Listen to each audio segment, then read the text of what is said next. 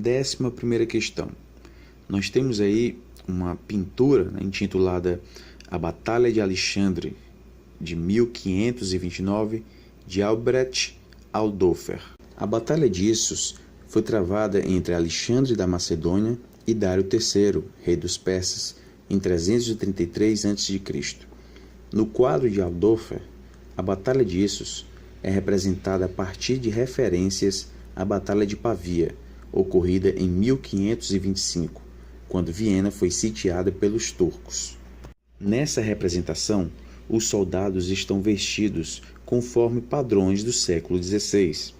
Além disso, as bandeiras das tropas exibem um número de mortos na campanha do século IV a.C., sendo os soldados retratados vivos, sugerindo a ideia de uma sobreposição entre passado, presente e futuro. Na representação do passado proposta pelo artista, evidencia-se uma concepção antiga de história, caracterizada pela noção de... Assim, pessoal, fazendo uma análise da pintura, né? E claro, utilizando-se dos elementos linguísticos que constam na descrição sobre a pintura, a gente acaba sendo levado, né, a marcar a opção correta. Vejam só, trata-se de uma pintura que descreve uma batalha contemporânea, né, ao momento em que a pintura foi realizada, ou seja, a batalha ocorreu em 1525 e a pintura, né, data de 1529. E essa batalha, que é contemporânea, está fazendo uma relação a uma batalha que ocorreu em 333 a.C., com a junção de vários elementos. Então vejam só, o nome da pintura se refere à Batalha de Alexandre, né? De Alexandre o Grande. No entanto, essa batalha possui características, né? Faz referências, isso à pintura, né? À Batalha de Pavia, que ocorreu em 1525. Os soldados que deveriam estar vestidos conforme, né, a época de 333 a.C., estão vestidos de acordo aí com os padrões do século XVI. O número de mortos da batalha se refere ao século IV a.C., né? No entanto, os soldados são retratados vivos, fazendo uma referência à batalha contemporânea, né, ao momento em que ocorreu, em que se deu, né, a produção desta pintura. E isso nos passa, né, uma ideia de que a história ela está sempre acontecendo, né, de que mesmo eventos ocorridos há mais de 1000 anos, né, podem ser comparados a eventos contemporâneos, eliminando assim essa distância temporal, o que já nos faz a descartar a opção A. Se a pintura nos traz uma ideia, né, de que os eventos estão sempre acontecendo, com as suas peculiaridades, logicamente, isso nos leva a uma concepção, né, de história que seja uma experiência contínua. É como se aquela batalha ocorrida em 333 a.C. continuasse, mas com características diferentes. É como se o passado fosse presentificado, né, associado a uma noção de tradição. Na pintura, nós podemos ver muito bem, né, que esse passado, claro, fazendo uma referência à Batalha de 333 a.C., esse passado não é considerado como algo morto, fechado, né? Ele é justamente aberto pelo pintor, dando aí uma noção, né, de presença desse passado. É como se o passado fosse presente, como se a história fosse presente, ou seja, ela está sempre presente. E essa é uma visão, né, contínua da história. Portanto, a opção correta a ser marcada na 11ª questão é a opção C de casa. 12ª questão. Se a memória é geradora de identidade, no sentido que participa de sua construção, essa identidade, por outro lado, molda predisposições que vão levar os indivíduos a incorporar certos aspectos particulares do passado, a fazer escolhas memoriais. Não seria equivocado pensar memória e identidade como dois fenômenos distintos, um pré-existente ao outro? A memória é necessariamente anterior à identidade.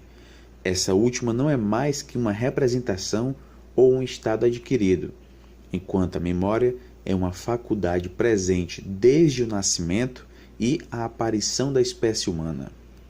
Torna-se difícil consentir sobre a preeminência de uma sobre a outra, quando se considera o homem em sociedade. De acordo com o texto, a identidade pode ser melhor definida como... Bem, trata-se mais uma vez de uma questão, na qual nós devemos nos limitar ao que consta no texto. Então vamos lá aqui mais especificamente para o segundo parágrafo. Nós temos o seguinte: a memória é necessariamente anterior à identidade. Esta última não é mais que uma representação ou um estado adquirido, enquanto a memória é uma faculdade presente desde o nascimento e a aparição da espécie humana. Portanto, pessoal, a memória é como se fosse algo inato, Nós já nascemos com a memória, já nascemos com essa faculdade. E é graças à memória que nós vamos construindo as nossas representações, E são essas representações que vão moldar a nossa identidade. E daí a gente já pode tirar algumas conclusões, A memória é inata, a identidade não. A identidade é construída, tá ok? É construída graças à memória. Então, como a questão está pedindo, que a identidade pode ser melhor definida como as opções que tratem a identidade como algo inato, a gente já sabe que não vai poder marcar. E quais são essas opções? Opção B, que diz que é essência do indivíduo, e sendo essência do indivíduo, seria algo inato, E a identidade não é vista como algo inato, portanto já não deve marcar o item B. Item C, inclinações naturais do sujeito, determinantes de suas condições de vida. Inclinações naturais, ou seja, algo que é inato, também não é, A gente viu que a identidade não é inata, ela é construída. Item D, caráter inato associado à capacidade humana de adaptação à sociedade. Mais uma vez fazendo referência aí à questão biológica, da identidade. A identidade não é vista como um fator biológico, mas sim como um fator que é adquirido, ok? Biológico aí seria apenas a memória, uma vez que está presente desde o nascimento, Portanto, a opção que nos resta é a opção A, representação mutável das percepções sobre si e sobre o outro. Portanto, a opção correta da 12ª questão é a opção A. 13ª questão. É perfeitamente possível que, por meio da socialização política ou da socialização histórica, ocorra um fenômeno de projeção ou de identificação com determinado passado, tão forte que podemos falar numa memória quase herdada. Podemos, portanto, dizer que a memória é um elemento constituinte do sentimento de identidade, tanto individual quanto coletiva. Com base nas formulações de Michael Pollack a respeito das relações entre memória e identidade, um professor de história planeja desenvolver um projeto de história oral a partir do espaço escolar onde atua, visando a promover uma reflexão com os alunos sobre o sentimento de pertencimento a uma comunidade. Um elemento que não representa uma contribuição fundamental para a construção de uma história da localidade está indicado em. Então, pessoal, trata-se aí de uma questão relativamente fácil, Basta a gente marcar a opção cujas informações não dizem respeito diretamente à história de uma localidade, ou seja, cujas informações não se relacionam diretamente com a memória e identidade do espaço escolar onde esse professor atua. Vamos aos itens, né? No item A, relatos de projetos elaborados pelos professores da escola. Pessoal, esses projetos elaborados pelos professores não são uma contribuição fundamental para a construção de uma história da localidade, uma vez que esses projetos elaborados podem fazer referência, né, à própria temática das disciplinas, ou seja, elas não necessariamente vão fazer uma referência, né, vão ter uma relação com o espaço escolar onde eles atuam. Portanto, né, esses projetos que os professores elaboraram não representam uma contribuição fundamental para a construção de uma história da localidade, uma vez que esses próprios professores, né, podem até mesmo não fazerem parte dessa localidade. E o próprio enunciado já nos dá uma dica, né? Contribuição fundamental, né? Esses projetos podem até contribuir, né? Mas não é fundamental para a construção de uma história da localidade, né? Já nos outros itens, nós encontramos sim contribuições, né? No item B, marcos simbólicos reconhecidos como definidores de um passado comum, né? Esses marcos são simbólicos para as pessoas que fazem parte, né, dessa comunidade. Documentos textuais comprobatórios dos dados transmitidos por depoimentos também são fundamentais, né, uma vez que eles vão ratificar, né, os dados coletados por meio de depoimentos. E, finalmente, as entrevistas com personagens considerados mais importantes pela comunidade. Então, se eles são considerados mais importantes, é porque eles têm características, né, que são valorizadas por essa comunidade. Ou seja, esta comunidade visa a ter as características desses personagens, uma vez que eles são importantes. Portanto, pessoal, de fato, né, a opção que não representa uma contribuição fundamental é a opção A. 14ª questão. Basta deixar-se levar de qualquer modo pelos documentos, lidos um após o outro, tal e qual se nos oferecem, para ver a cadeia dos fatos se reconstituir quase automaticamente. A frase de Halphen exemplifica certa forma de compreender a história e a prática dos historiadores, cujo pressuposto, segundo Langlois e Senhor-Bos, é: nada supre os documentos. Onde não há documentos, não há história. Essa perspectiva historiográfica entrou em crise quando passou a prevalecer a seguinte ideia de Bloch: os textos ou os documentos arqueológicos, mesmo os aparentemente mais claros e mais complacentes, não falam senão quando sabemos interrogá-los. Esta última perspectiva historiográfica caracteriza-se principalmente pela adoção do seguinte procedimento. Trata-se de uma questão que possui uma relação com algumas questões anteriores, né? Vejam só o que consta no último trecho, né? Essa perspectiva historiográfica, ou seja, a perspectiva que se baseia nos documentos, ou seja, se não haver documentos, né? Se não tiver documentos, não há história. Então, essa perspectiva entra em crise e passou a prevalecer uma outra ideia, né? Que é justamente a seguinte: não bastam os documentos. Por mais que sejam claros e complacentes, não falam senão quando sabemos interrogá-los, ou seja, os documentos não bastam, deve haver os questionamentos, né? O cientista, o historiador, deve levantar questionamentos, deve problematizar diante desses documentos, né? Deve levantar questões, né? E isso é problematizar. E é justamente o que nós encontramos na opção B, construção do objeto de pesquisa por meio de problematização. Ou seja, o objeto de pesquisa ele não está pronto, né?